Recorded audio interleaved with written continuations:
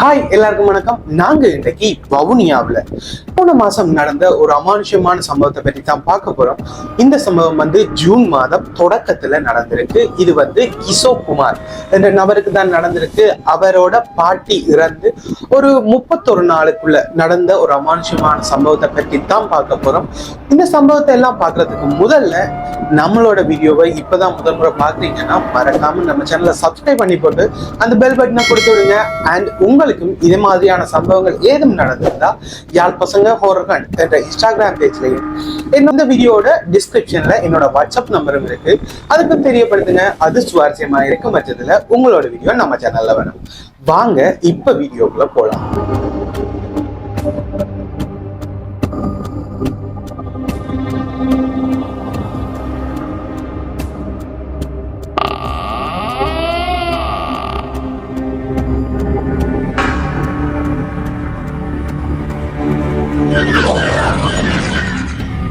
முதலே சொன்ன மாதிரி இந்த சம்பவம் வவுனியாவில் நடந்திருக்கு. இது கிஷோர் குமார் என்ற நபருக்கு தான் நடந்திருக்கு. 5ஆம் மாசம் 4ஆம் தேதி அவரோட பாட்டி இறந்திருக்காங்க. 90 வயதுல வயது மூப்பு காரணமா தான் இறந்திருக்காங்க. பாட்டியும் இவரும் ரொம்பவே செல்லமா இருந்திருக்காங்க. அதாவது இவங்களோட வீட்டுல இவர் தான் கடைசி பிள்ளையா. அவங்க சொல்ல போனா அவங்களோட பாட்டி தான் இவரை வளர்த்திருக்காருன்னு சொல்லலாம். சின்ன இடவடியா அவங்களோட பாட்டியோடய கூட வளர்ந்துருக்காரு. இதை கேட்டோடனே ரொம்ப அதிர்ந்திருக்காரு, ரொம்ப கவலைப்பட்டிருக்காரு. அதாலேயே இவர் துணியால இருந்தவர் இவர் இங்க இருந்து வெளிக்கிட்டு கிளிநொச்சியில பழைய என்ற ஒரு இடத்துக்கு போயிருக்காங்க. அங்கதான் அவங்களோட அம்மம்மா, அதாவது பாட்டி கடைசியா இருந்து இறந்த இடமா இருந்திருக்கு. அங்க போய் அவங்களோட இறுதிக்கிரியை எல்லாத்தையும் முடிச்சு போட்டு திரும்பி வந்திருக்காரு. பெரும்பாலுமே இலங்கையில சைவ மதத்தை சார்ந்த எல்லாருமே இறந்தவங்களுக்கு ஒரு 8 நாள் கேப்ல, அதாவது 8 நாள் முடிவுல 8 செலவுன்றதும் 1 மாதத்துக்கு இடையில 31 செய்யறது வழக்கம். அந்த வகையில இவங்களோட அம்மம்மாவோட 8 செலவை இவங்க செய்யறதுக்கு ஒரு 3 நாள், அதாவது இவங்க சனிக்கிழமை இறந்திருக்காங்க, அதுல இருந்து திங்கட்கிழமை ஒரு 3 நாள் கேப்ல இவங்களோட 8 செலவை செய்யலாம்ட்டு முடிவு பண்ணியிருக்காங்க. ஆனா கிஷோர் குமாரால திங்கட்கிழமை வர முடியாம போயிருக்கு. இவர் 31க்கு வரலாம் என்ற ஒரு நம்பிக்கையில 8 செலவுக்கு போகாம விட்டுருக்கார். 8 செலவு இது தெரியாதவங்களுக்கு சொல்றோம்னா, 8 செலவுன்றது இறந்தவங்களுக்காக அவங்களோட ஆசைப்பட்ட எல்லா விடயங்களையும் கொடுத்து அவங்களோட ஆத்மாவை சாந்திப்படுத்துற ஒரு விடயம் தான். அதாவது கறி, மீன் எல்லாமே அவங்களுக்கு என்னென்ன விருப்பமோ, ரொம்பவே என்னென்ன விருப்பமோ அதே எல்லாத்தையுமே அவங்களுக்கு படைச்சு எல்லாத்தையுமே சாப்பிடுவாங்கன்றது ஒரு நம்பிக்கை. அந்த வகையில இவங்க திங்கட்கிழமை 8 செலவை முடிவு பண்ணி போட்டு 8 செலவை செஞ்சிருக்காங்க. கிஷோர் குமாரால செலவுக்கு போக முடியல. இவர் 31க்கு போகலாம். அது 31ன்றது இவங்க இறந்தவங்க பாட்டி அவங்க இறந்துட்டாங்கன்னா அவங்களோட 31, அதாவது 31 நாளைக்கு இடையில அது செய்யறது. அது அவங்களோட அஸ்தியை கொண்டு கீரி மேலையில அவங்களோட அஸ்தியை கரைச்சு அவங்களுக்கான கிரியைகளை செஞ்சு அவங்கள சாந்திப்படுத்துறது தான் அந்த 31. அதுக்கு அவங்களோட பேரன் எல்லாருமே போக வேண்டியது ஒரு கடமை ஒன்று இருக்கு. அப்ப அண்டு போவோம் முடிவு பண்ணிருக்காரு. ஓகே, 8 செலவுக்கு போகாம தவிர்த்திருக்காரு. ஓகே போட்டு இந்த டைம் அந்த 8 செலவு நடக்கிற இடைக்குள்ள அந்த கடைசியா அவங்களோட பாட்டி கடைசியா இருந்தது அவங்களோட மகன் வீட்டை, அதாவது கிஷோர் அவருக்கு அவங்களோட மாமா வீட்டுலாம் இருந்திருக்காங்க. அப்ப அங்கதான் அந்த 8 செலவும் செய்ய வேண்டிய இருந்திருக்கு. அப்ப அந்த 8 செலவுக்கு முதல் நாளே இவங்களுக்கான அமானுஷ்யமான சம்பவங்கள் ஒவ்வொன்றா நடக்க தொடங்கியிருக்கு. அதுல முதலாவதாவே இவங்களோட வீட்டு, அதாவது இவங்க அந்த பாட்டி இருந்தது இவங்களோட, நான் முதலே சொன்ன மாதிரி இவங்களோட மகன் வீட்டை அங்க இருந்திருக்காங்க. அவங்க இருந்து 8 செலவு செய்யறதுக்கு முதல் நாள் இரவு ஒரு 11ல இருந்து 12 மணிக்கு இடையில இவங்களோட கிச்சன் இருக்கிற இடத்துல சரியா 11ல இருந்து 12 மணிக்கு இடையில சட்டிபானைகள் எல்லாமே உருட்டி சத்தம் கேட்டிருக்கு. ரொம்பவே சத்தமாவே கேட்டிருக்கு. பயந்துருக்காங்க. அந்த வீட்டுல இருந்து எல்லாருமே பயந்துருக்காங்க. பட் ஒருவேளை பூனையா இருக்கலாம் என்றதும் ஒரு நம்பிக்கை இருந்திருக்கு. ஆனாலும் இந்த 8 செலவு, இந்த இறந்த வீட்டுகள் மாதிரியான சம்பவங்கள் நடக்கிறது வளமைன்றதால அதை நோம்பலாவே விட்டுருக்காங்க. இந்த சம்பவம் இங்க மட்டும் நடக்காம இவங்களோட பக்கத்து வீடு, அதாவது இந்த ஒரு கிராமம் தானே, பழையன்றது ஒரு கிராமம். கிராமம். அப்ப அவங்க இதுல இவங்களோட மகன் வீடுன்னா அதுக்கு பக்கத்திலேயே அவங்களோட பேத்தி பேரனாக்கள் இந்த வீடுகள் பக்கத்திலேயே இருந்திருக்கு. அப்ப இவங்களோட வீட்லயும் அந்த சத்தம் கேட்டிருக்கு. இதே சத்தம் அதே டைமுக்குள்ள அவங்களோட பேரன் வீட்டையும் சத்தம் கேட்டிருக்கு. இதை கேட்டுதான் இவங்க ரொம்பவே பயந்துருக்காங்க. ஒருவேளை இருக்கும் ஏதோ ஒரு அமானுஷ்யமான பிரச்சனை தான் நடக்கும் என்ற ஒரு நம்பிக்கை அவங்களுக்கு வந்திருக்கு. இருந்தாலும் இது சாதாரணமான ஒரு செத்த வீடுகள்ல நடக்கக்கூடிய ஒரு விடயம் தான் என்றதால அவங்க அதை நோம்பலாவே விட்டுருக்காங்க. 8 நாள் 8 செலவு சிறப்பா செஞ்சு முடிச்சிருக்காங்க. இந்த டைமுக்குள்ள கிஷோக்கு எந்த பிரச்சனையுமே இல்லை, 8 செலவுக்கும் அவர் வரையில. இருந்தாலுமே 31க்கு வரலாம்ன்ற ஒரு நம்பிக்கையில அங்க நின்று இருக்காரு. நாட்கள் போயிருக்கு. சரியா 31க்கு முதல் நாள் கிஷோ அவங்க வர வேண்டிய நாள், அதாவது வவுனியால இருந்து கிஷோ அவங்க வர வேண்டிய நாள். ஆனா அவரால் அன்றைக்கு வர முடியலையா. நான் முதல்ல சொன்ன மாதிரி கிஷோ அவங்களோட பாட்டியோட ரொம்பவே செல்லமா இருந்திருக்காரு. அவங்க வீட்டுல கடைசி பிள்ளைன்றதாலே அவங்க ரொம்பவே செல்லமா இருந்திருக்காங்க. அவங்கதான் வளர்த்திருக்காங்க. அதாலேயே அவர் வரணுமெண்டே உண்மையாவே ரொம்ப விருப்பப்பட்டிருக்காரு. பட் அவரால் வர முடியல. அவரோட வேலை சூழ்நிலையால அவரால் வர முடியல. பட் இருந்தாலுமே முயற்சி எடுத்திருக்கார். கடைசி வரைக்குமே அந்த நாள், அதாவது 6ஆம் மாதம் 5ஆம் தேதி அவங்களோட 31க்கு அவரால் வர முடியல. இதை அவங்களோட வீட்டு, அதாவது அப்பா அம்மாக்கள்கிட்ட சொல்லி போட்டு அவங்க அப்பா அம்மா எல்லாத்தையுமே ஒரு 2-3 நாளைக்கு முதலே இங்க பழைக்கு அனுப்பி விட்டுருக்காங்க. அப்ப அவங்க எல்லாருமே வந்துட்டாங்க. இவங்க எல்லாருமே வந்த உடனே இவர் அந்த 31க்கு முதல் நாள் அவங்க வீட்டுல தனியா தான் இருந்திருக்காரு. இந்த இடைப்பட்ட டைமுக்குள்ள இன்னொரு அமானுஷ்யமான சம்பவம் அந்த வீட்டுல, அவங்க கடைசியா இருந்த வீட்டுல நடந்திருக்கு. அது என்னன்னா அவங்க இருந்த வீட்டுல அந்த 1 மாத காலத்துக்கு இந்த நெருங்கின சொந்தங்கள், அதாவது அவங்களோட மகள், அந்த கொல்லி வச்சவர் அப்படி என்று ஒரு கொஞ்சம் நெருக்கமான சொந்தங்கள் அந்த வீட்டை விட்டு போகக்கூடாது. 1 மாதம்னு ஒரு கால வரை ஒன்று சரியா எனக்கு தெரியல. அந்த கால வரைக்குள்ள அவங்க போகக்கூடாதுன்ற ஒரு வழக்கம். அதாலேயே அங்க இருக்கிறார்கள் எல்லாருமே, அங்க அந்த செத்த வீட்டுக்கு வந்த நெருங்கிய சொந்தக்காரர் எல்லாமே செத்த வீடு முடிஞ்சும் அவங்க போகாம அங்கேயே தங்கியிருக்காங்க. ஒரு கிழமை 2 கிழமை நினைக்கிறேன், சரியா தெரியல. அந்த டைம்ல இந்த 1 கிழமை 2 கிழமை கேப்புக்குள்ள இவங்களுக்கு இன்னொரு அமானுஷமான சம்பவம் நடந்திருக்கு. இவங்க இரவு தூங்கியிருக்காங்க. தூங்கிக்கிட்டு எல்லாருமே ஒரு சின்ன வீடுகள் தானே, அப்ப எல்லாருமே ஒரே இடத்துல ஹோலோன்ல படுத்துட்டு இருந்திருக்காங்க. அது ஆண்கள் எல்லாருமே வெளியில படுத்திருக்காங்க, பெண்கள் குழந்தைகள் எல்லாமே வீட்டுக்குள்ள படுத்திருக்காங்க. அப்ப அப்படி இருந்த டைம்ல ஒரு நாள் இவங்க வீட்டுக்குள்ள இருக்கிறவங்களுக்கு சத்தம் ஒன்று கேட்டிருக்கு. அதாவது பேரை சொல்லி, அவங்களோட பேரை சொல்லி, ஆசா எனக்கு தண்ணி கொண்டு வா என்று கேட்டிருக்கு.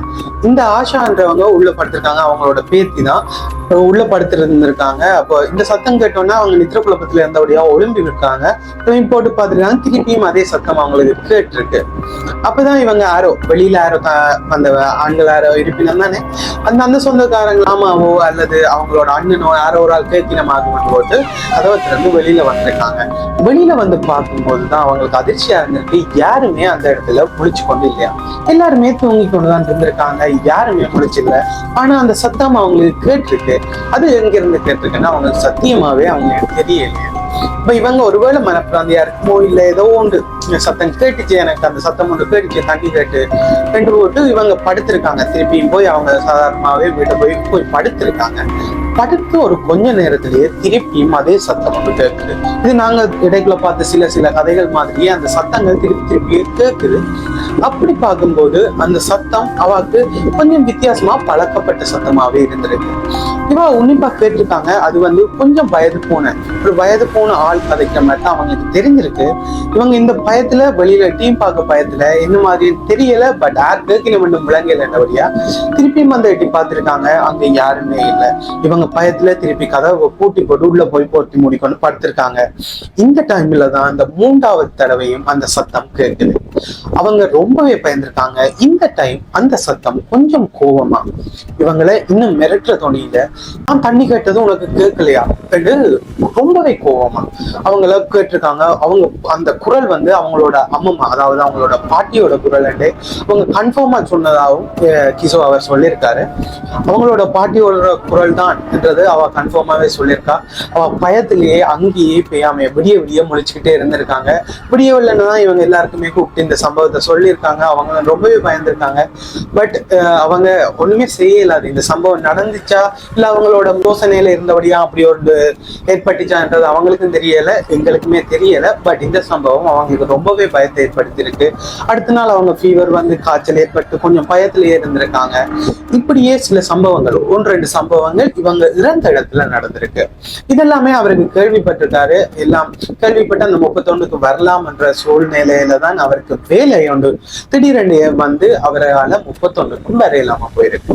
என்ன செய்யறதுன்னு தெரியல. பட் அந்த வேலையை நோக்கி கட்டாயமா போயே ஆகணும்ன்றதுக்காக அவர் அந்த வேலைக்கு அவர் போயிருக்காரு. 31க்கு அங்க வரையிலன்னு சொல்லிட்டு இது ஓகேன்னு போட்டு அந்த டைம் முடியுது. இந்த 31க்கு முதல் நாள் இவருக்கும் இதே மாதிரியான ஒரு சம்பவம் நேரடியாவே நடந்திருக்கு. இவங்க வீட்டுல நான் முதல்ல சொன்ன மாதிரி இவரோட கிசோ அவங்களோட வீட்டுல அவங்களோட அம்மா அப்பா அண்ணா அக்கா அவங்க எல்லாருமே வீட்டுல இல்லாம அவங்களோட பாட்டி வீட்டு, அதாவது அவங்களோட அம்மம்மா வீட்டை போயிட்டாங்க. அதாவது செத்த வீட்டுக்கு அந்த 31க்கு எல்லாருமே போகணும். ரொம்ப நெருங்கின சொந்தம் பண்ணபடியா எல்லாருமே போயிட்டாங்க. இவரால் மட்டும்தான் போக முடியல. அப்ப போயிட்டாங்க. இவர் மட்டும் அந்த வீட்டுல தனியாவே இருந்திருக்காரு. ஒரு இரவு டைம்ல தான் 11 மணில இருந்து 12 மணிக்குள்ள தான் சொன்னார். சரியா தெரியல. இந்த 11ல இருந்து 12 மணி கேப்புக்குள்ள இவர் இருந்திருக்காரு. இரவு டைம் தானே, தூங்கிக்கிட்டு இருந்திருக்காரு.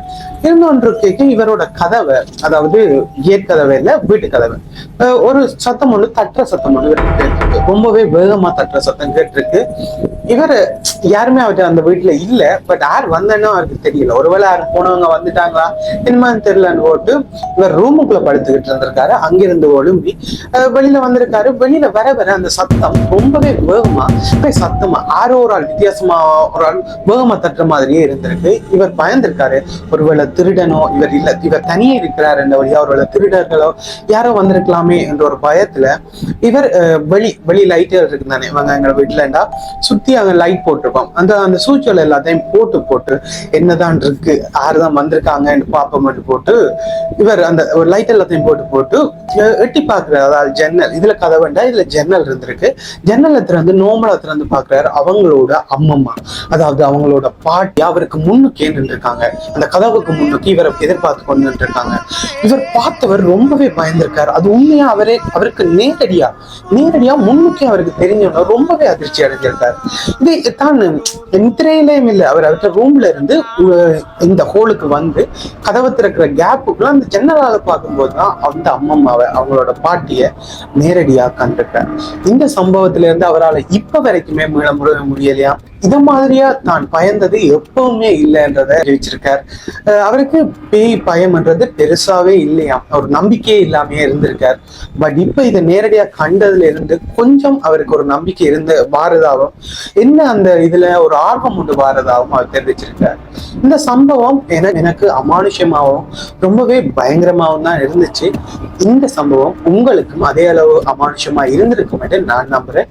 இந்த வீடியோ உங்களுக்கு பிடிச்சிருந்தா மறக்காம இந்த வீடியோக்கு லைக் பண்ணிட்டு இந்த வீடியோக்கான உங்களோட கருத்துக்களை எங்களுக்கு கமெண்ட்ல தெரிவிங்க. அது மட்டும் இல்லாம உங்களுக்கு இதே மாதிரியான சம்பவங்கள் ஏதும் நடந்திருந்தா மறக்காம நம்ம யாழ் பசங்க ஹோரர் காண்ட் என்ற இன்ஸ்டாகிராம் பேஜ்லையும், அது மட்டும் இல்லாம எங்களோட இந்த வீடியோவுக்கு கீழே டிஸ்கிரிப்ஷன்ல என்னோட வாட்ஸ்அப் நம்பரும் இருக்கு, அதுக்கும் தெரிவிங்க. அது சுவாரஸ்யமாக இருக்கும் பட்சத்துல உங்களோட வீடியோ நம்ம சேனல்ல வரும். இதே மாதிரியான ஒரு அமானுஷ்யமான வீடியோவோட உங்களை அடுத்த வீடியோல சந்திக்கிறேன். நாங்க வீடியோ போடாம விட்டு கனகாலமாகுது, கிட்டத்தட்ட 1 மாசம் ஆகுது. எங்களுக்கு வீடியோக்கள் வாரது இந்த எண்ணிக்கை குறைவா இருக்கிறபடியா அதுல இருந்து தவிர்த்து எடுக்க வேண்டிய ஒரு சூழ்நிலை இருக்கிறபடியா தொடர்ந்து எங்களால வீடியோ போட முடியல. இனிமே ஒவ்வொரு கிழமையும் ஏதாவது ஒரு வீடியோ, இந்த வீடியோ பெரிய வீடியோ, ஒரு அமானுஷ்யமான வீடியோ உங்களுக்கு வந்து கொண்டே இருக்கும். மறக்காம நம்ம சேனலை சப்ஸ்கிரைப் பண்ணி அந்த பெல் பட்டனை கொடுத்து விடுங்க. நான் உங்களை இன்னொரு வீடியோல பாக்குறேன். ஓகே, பாய்.